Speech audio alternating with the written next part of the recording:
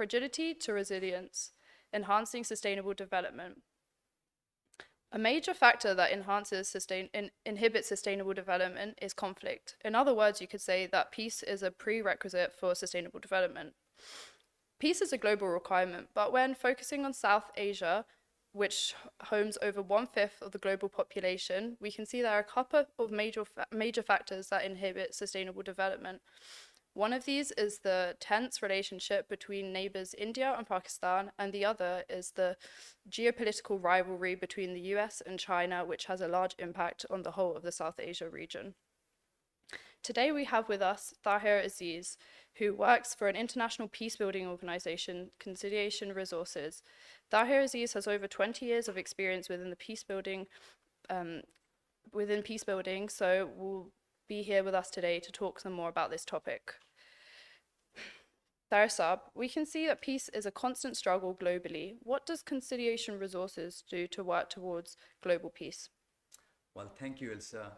It's nice to be here with SDPI's conference as well as interviewing with you. Conciliation Resources believes that conflict is an essential part of human civilization, human nature, but it becomes a problem when it becomes violent.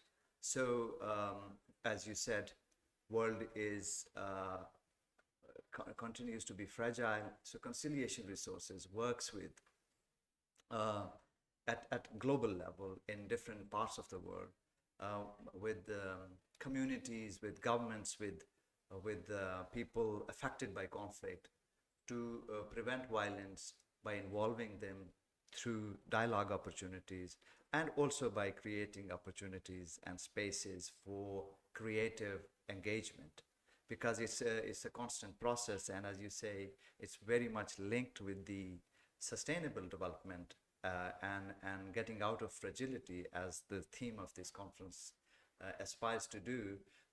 It's a long-term process that needs investment in all human life sectors and avenues, and peace is also something that is an aspiration that involves social justice, it involves resolution of the conflict, it involves human development, but all these things happen in tandem.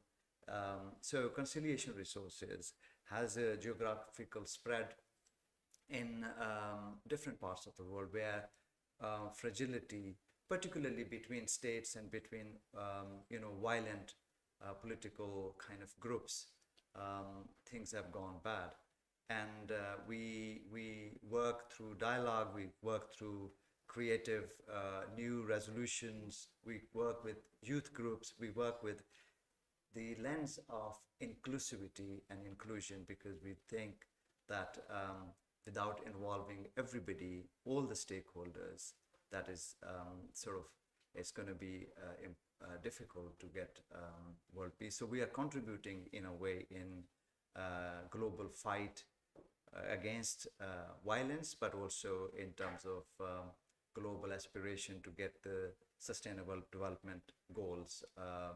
And yeah, we can talk more about it if you have questions. Thank you for that.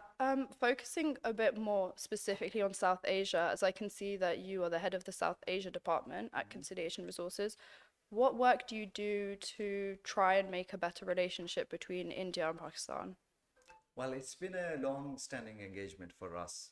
We have spent around 20 years in this region, and when it comes to India and Pakistan, the bigger political issue is of Kashmir, and we know it's been a very long-standing one, 75 years after partition, and it's about inclusion of Kashmiris in the peace process as well.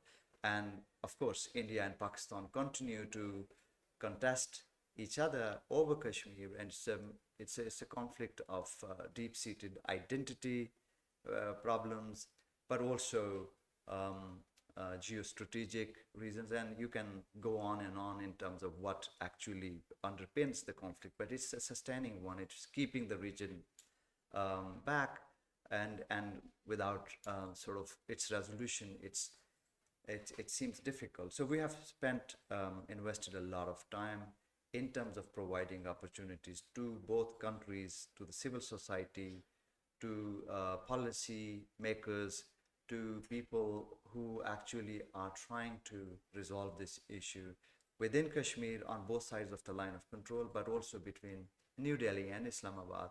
And we continue to provide a safe space for dialogue, for you know, uh, we believe that fundamentally a political resolution of this issue will emerge from the region between Indians and Pakistanis, but also by involving Kashmiri people who are first and foremost sort of party to this conflict. But apart from that, we also try to bring in creative new spaces by bilateral relations to improve, to collaborate around climate change issues, to collaborate around trade, and to also combat sort of economic issues by cooperating. So it's a kind of a quite a sort of a long-standing, bigger initiative that we have had, and we continue to do that. And we hope that sort of our efforts will contribute in whatever smaller way in bringing these two countries closer. Thank you. So, kind of expanding on your last point, how can the peace building initiatives that you have in South Asia, how could they integrate climate resilience and sustainable resource management to help prevent conflicts over natural resources such as land and water in South Asia?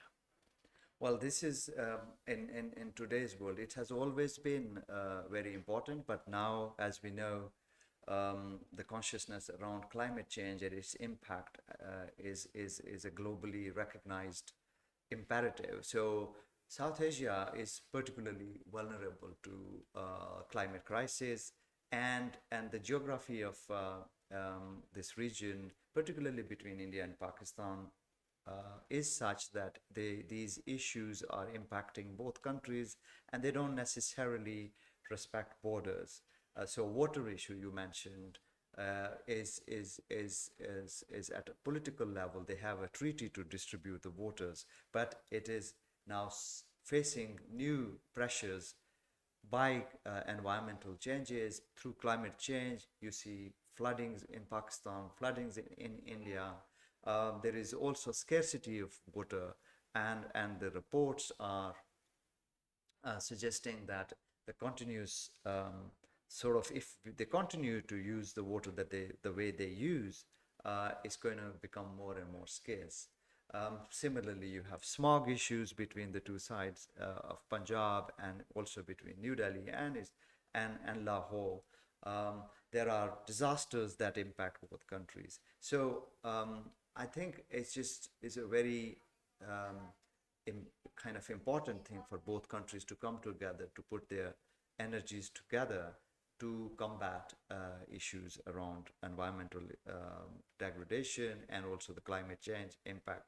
And that's what we have been trying to explore by bringing in experts from environmental background, climate change background, but also we know that the relationship between the two countries are not ideal, so you have to have a political dialogue and political space for that. And that's what we have been trying to do through our relationship on both sides. And I think we are seeing some development in that direction.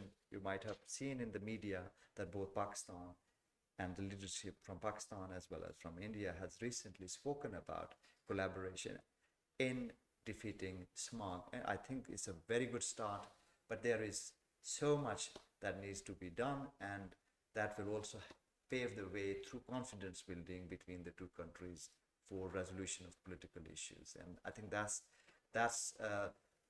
very much interdependent, interlinked issue that needs climate action, but it also needs to have political transformation. And that's what I think at the center of Conciliation Resources efforts. Thank you so much for talking to us about what Conciliation Resources does and about the connection that peace building has with sustainable development. That's all for now. Thank you.